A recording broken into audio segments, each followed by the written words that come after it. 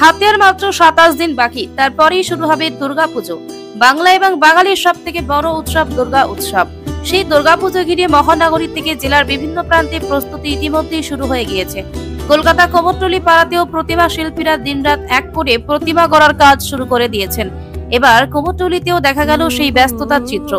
কলকাতা কুমোরটুলি থেকে আমাদের প্রতিনিধি দেবু দেবনাথ তুলে ধরেছেন সেই চিত্র। আপনাদের দেখাবো সেই চিত্র।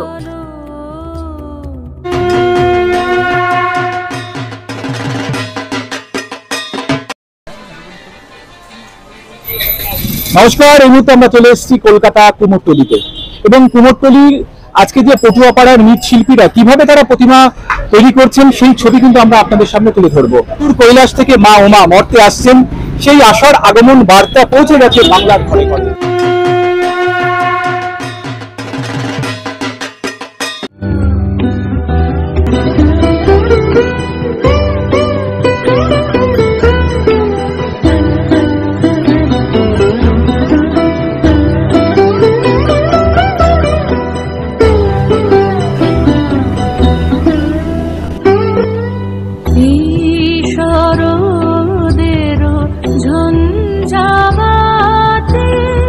নিশা